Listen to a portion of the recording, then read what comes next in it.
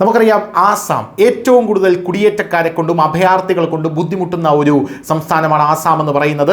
പൗരത്വ ഭേദഗതി നിയമം വന്നപ്പോഴെല്ലാം തന്നെ പൗരത്വ ഭേദഗതി നിയമത്തിന് പുറമെ പൗരത്വ രജിസ്റ്റർ കൊണ്ടുവന്നത് ആസാമിന് വേണ്ടിയാണെന്ന് കൃത്യമായി കേന്ദ്രം പറഞ്ഞിട്ടുണ്ടായിരുന്നു. അവിടുത്തെ മുഖ്യമന്ത്രിയായിട്ടുള്ള ഹിമന്ത ബിശ്വ ശർമ്മ പിൽക്കാലത്ത് 100 വട്ടം ഊന്നി പറഞ്ഞു പൗരത്വ രജിസ്റ്റർ അതായത് കൊണ്ടുവന്നിരിക്കുന്നത് ആസാമിന് വേണ്ടി മാത്രമാണെന്ന്. ഈ ഒരു സാഹചര്യത്തിൽ ആസാമിൽ വലിയ വലിയ പ്രക്ഷോഭങ്ങളാണ് നടന്നത്. അതായത് ആസാമികൾ തെരുവിലിറങ്ങുന്ന ഒരു കാഴ്ചയാണ് നമുക്ക് കാണാൻ സാധിച്ചത്. അവിടെയുള്ള മിയ മുസ്ലിങ്ങളെ ബഹിഷ്കരിക്കുന്നു. തങ്ങളുടെ അതായത് ആസാമിലുള്ള ഇന്ത്യൻ മുസ്ലിങ്ങളുടെ അവകാശങ്ങൾ അവർ തട്ടിയെടുക്കുന്നു. ആസാമിൽ ബംഗ്ലാദേശിൽ നിന്ന് വന്ന MLA മാർ പോലും ഉണ്ട് എന്നുള്ളതാണ് പ്രധാനപ്പെട്ട കാര്യം. ഇതിനിടയിൽ ഒരു റിപ്പോർട്ട് വരുന്നു, ആസാമിൽ ഹിന്ദുക്കൾ താമസിക്കുന്ന സ്ഥലങ്ങൾ, അതായത് ഹിന്ദുക്കൾ മുസ്ലിം ഭൂരിപക്ഷ പ്രദേശങ്ങൾക്കിടയിൽ താമസിക്കുന്ന ഹിന്ദുക്കൾക്ക് ആയുധം നൽകാൻ ഞാൻ തയ്യാറാണ്, ലൈസൻസ് നൽകാൻ, തോക്കിൻ്റെ ലൈസൻസ് ഞാൻ നൽകാൻ തയ്യാറാണെന്ന് പറഞ്ഞ് ഹിമന്ത ബിശ്വ ശർമ്മ രംഗത്തെത്തുന്നു. ഇപ്പോഴിതാ ആസാമിലെ ആൾക്കാരെല്ലാം തെരുവിലേക്ക് ഇറക്കുന്ന കാഴ്ചയാണ് നമുക്ക് കാണാൻ സാധിക്കുന്നത്.